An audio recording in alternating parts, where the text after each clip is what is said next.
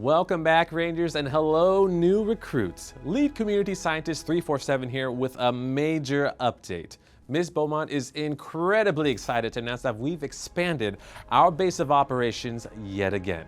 OPT is making a splash in a big way, so let's dive right in. Welcome to Skunk Pond. The research team is extremely excited to finally have access to this watery playland of untapped scientific discoveries. Underwater caverns, new creatures to peep, old foes to watch out for, and depths we've never experienced before. The deeper you go into the pond, the colder it gets, so don't skip out on your diving certification courses and proper gear check. This isn't your neighborhood scientist backyard pond.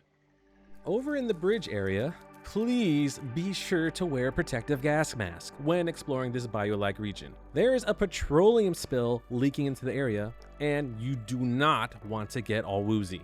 Lastly, we have what the locals are calling Gnarly Bark. Strange name. Anyways, this place is crawling with critters, winding caverns, and massive branches to climb, so be careful when traversing this gnarly landscape. If you do make it out there, please be sure to pay your respects at the memorial.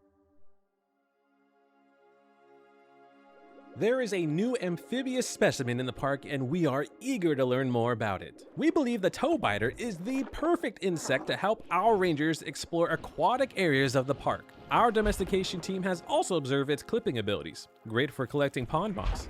With the bug size at this scale, you don't just have your toes to worry about. We should really call them ranger biters. Be sure to be extra careful when you're around these giant water bugs.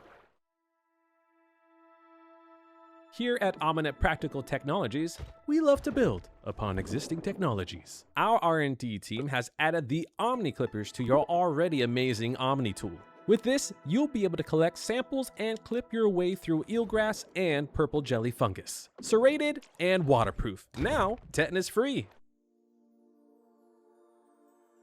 Our building engineers have been hard at work trying to discover a way for our rangers to build underwater. You heard me right. Underwater base building.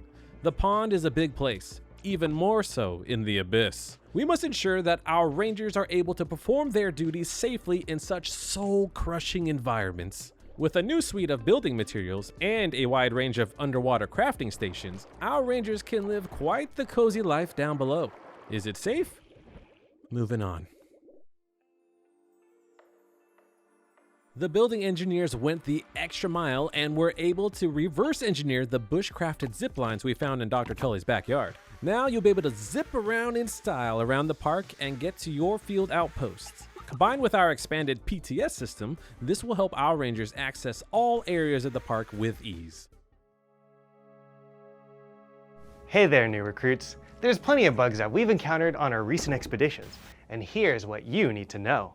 First off, if you travel towards the mountainous area near the pond, you may discover the striped bark scorpion. These creatures may look similar to the northern scorpions that roam around some of the chillier parts of the park, but don't think you got them all figured out. These stingers pack a bigger punch than even those guys. Best to steer clear of them. So always make sure to look before you step, because these monsters will jump out from underground pretty much anywhere. You really need to be on the lookout. The next two new discoveries will mainly be for our expedition team scouting Skunk Pond. The first new creature, or creatures, that you should look out for when diving into any large bodies of water is the, wait a minute.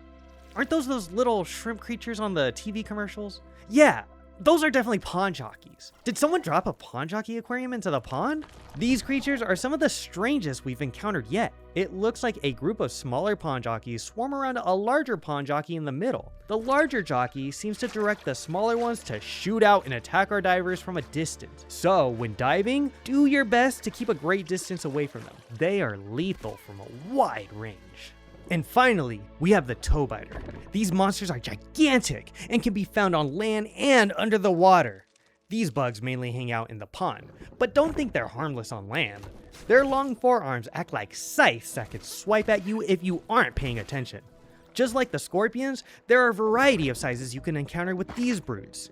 There are nymphs, adults, and we even have reports of larger versions of toebiters somewhere around the pond. Although my fellow intern that went off to confirm our reports has not gotten back to us yet. So just Take that as a sign to be extra cautious until we can confirm our reports.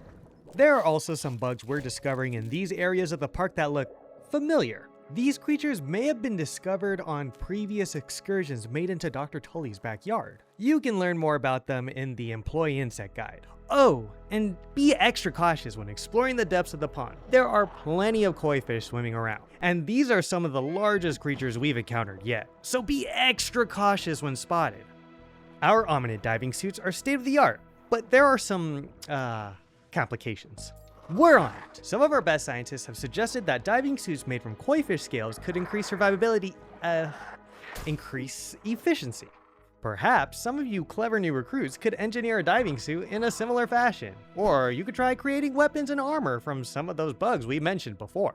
And remember, divers, the deeper you go into the pond, the colder it gets, so make sure you don't dive too far down.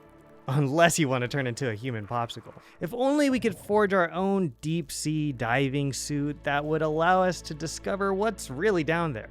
Ah well, I'm sure that just means more dangerous creatures to look out for, and we already have our plate full enough with these giant fish swimming around. Just remember, stay vigilant for those koi fish. You are the perfect size to be swallowed whole. So always keep a lookout, divers. We're gonna need more interns. Oh, those interns. On behalf of Ms. Bowman, I'd like to thank everyone who contributed to the park program. Together, we continue to do great things. Oh, and don't forget to RSVP for the summer pond party for some great eats, cool off with a casual swim, and some koi fish watching. Until next time, Rangers. Oh, and don't forget that Grounded 2 is available on Xbox Game Pass, Xbox PC, Steam, and now PlayStation 5. See you in the park.